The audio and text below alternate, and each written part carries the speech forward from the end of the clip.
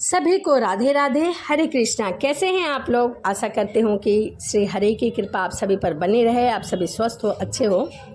इसी कामना के साथ आज हम सुनेंगे कामदा एकादशी व्रत की कथा। तो आइए मन में श्री हरि का ध्यान करते हुए कथा को सुनते हैं।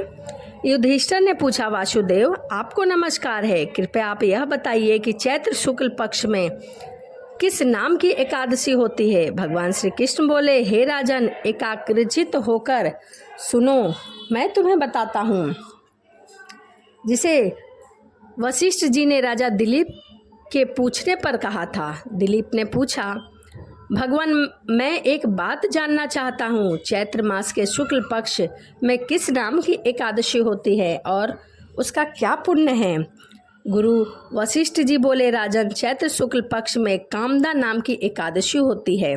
वह परम पुण्यमयी है। पाप रूपी ईंधन के लिए तो वह दवानल है।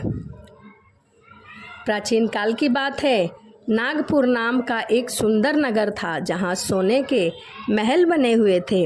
उस नगर में पुंडरीक आदि महाभयंकर नाग निवास करते थे। पुंडरीक नाम का नाग उन दिनों वहाँ राज्य किया करता था। गंधर्व, किन्नर और अप्सराएं भी उस नगरी का सेवन करती थी। वहाँ एक श्रेष्ठ अप्सरा थी जिसका नाम ललिता था। उसके साथ ललित नाम वाला गंधर्व भी था। वह दोनों पति पत्नी के रूप में रहते थे। दोनों ही परस्पर काम से पीड़ित रहा करते थे। ललिता के हृदय में सदा पति की ही मूर्ति बसी रहती थी और ललित के हृदय में सुंदरी ललिता का नित्य निवास करता था। एक दिन की बात है, नागराज पुंडरीक राज्यसभा में बैठकर मनोरंजन कर रहा था। उस समय ललित का गान हो रहा था, किंतु उसके साथ उसकी प्यारी ललिता नहीं थी। गाते गाते उसे ललिता का स्मरण हो आया, अतः उसने पैर की गति रुक गई और जीभ लड़खड़ाने लगा। नागों के श्रेष्ठ ने ललित के मन का संताप ज्ञात हो गया, अतः उसने राजा पुंडरीक को उसके पैरों की गति रुकने और गाने में त्रुटि होने की बात बता दी।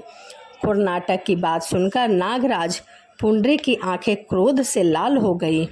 उसने गाते हुए कामातुक ललिता को श्राप दिया, अरे दुर्मुख, तू मेरे सामने गान करते समय भी पत्नी के वंशीभूत हो गया है, इसीलिए तू राक्षस हो जा। महाराजा पुंडरीक के इतना कहने पर गंधर्व राक्षस हो गया। भयंकर मुख, विकराल आंखें और देखने मात्र से वह बहुत ही भयभीत रूप वाला ऐसा राक्षस हो गया। वह कर्म का फल भोगने लगा। ललिता अपने पति की विकराल आकृति देखकर मन ही मन बहुत चिंतित हुई। भारी दुख से वह कष्ट पाने लगी। सोचने लगी, क्या करूं, कहाँ जाऊं, कैसे करूं, मेरे पति कष्ट में हैं। वह रोती हुई घने जंगल में पति के पीछे पीछे घूमने लगी। वन में उसे एक सुंदर आश्रम दिखाई दिया जहाँ एक मुनि बहुत ही शांत बैठे हुए थे। किसी भी प्राणी के साथ उनका बैर विरोध नहीं था। ललिता शीघ्रता के साथ वहीं गई और मुनि को प्रणाम करके उनके सामने खड़ी हो गई। मुनि बहुत दयालु थे। उस दुखने को देखकर वह इस प्रकार बोले कि हे शुभे, तुम कौन हो, कहाँ से आई हो, मेरे सामने क्यों बैठी हो, सच सच बताओ।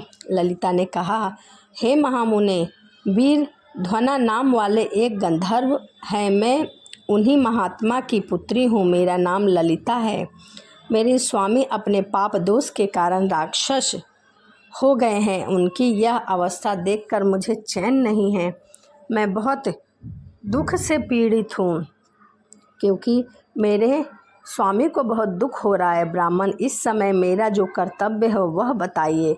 हे विप्रे, जिस पुण्य के द्वारा मेरे पति राक्षस भाव से छूट जाएं, उसका उपदेश दीजिए। ऋषि बोले, हे भद्र, इस समय चैत्र मास के शुक्ल पक्ष की कामदा नामक एकादशी तिथि है जो सभी पापों को हर लेती है और वह बहुत उत्तम है। तुम उसी का विधि पूर्वक व्रत करो, पूजा करो और उसी के पुण्य से तुम्हारे स्वामी ठीक हो जाएंगे और उसी का पुण्य देने से यह श्राप दोष से मुक्त हो जाएंगे। राजन, मुनि का यह वचन सुनकर ललिता को बड़ा हर्ष हुआ। उसने एकादशी को उपवास करके द्वादशी के दिन उन ब्रह्मा ऋषि के समीप ही भगवान वासुदेव के श्री विग्रह के समक्ष अपने पति के उद्धार के लिए वचन कहा। मैंने जो यह कामदा एकादशी का उपवास किया, व्रत किया, उसके पुण्य के प्रभाव से मेरे प्रति का राक्षस भाव दूर हो जाए। वशिष्ठ जी कहने लगे। ललिता के इतना कहते ही उसी क्षण ललित का पाप दूर हो गया। उसने दिव्य देह धारण कर लिया, राक्षस भाव चला गया और पुनः गंधर्व तत्व की प्राप्ति हो गई। नृपश्रेष्ठ, यह दोनों पति पत्नी कामदा के प्रभाव से पहले की अपेक्षा से भी अधिक सुंदर रूप धारण करके विमान पर आरूढ़ होकर अत्यंत शोभा पाने लगे। यह जानकर इस एकादशी के व्रत का अत्यंत पूर्वक पालन करना चाहिए। मैंने लोगों के हित के लिए तुम्हारे सामने इस व्रत का वर्णन किया है। कामदा एकादशी ब्रह्म हत्या आदि पापों तथा पिशाचत्व आदि दोषों का नाश करने वाली है। हे राजन, इसके पढ़ने और सुनने से वाजपेयी यज्ञ का फल प्राप्त होता है।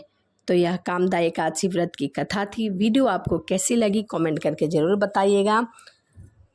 कमेंट में जय श्रीमन नारायण लिखना ना भूलें। इसी के साथ वीडियो यहीं समाप्त करते हैं और आपसे मिलते हैं अगली वीडियो में। सभी को राधे राधे, जय श्रीमन नारायण।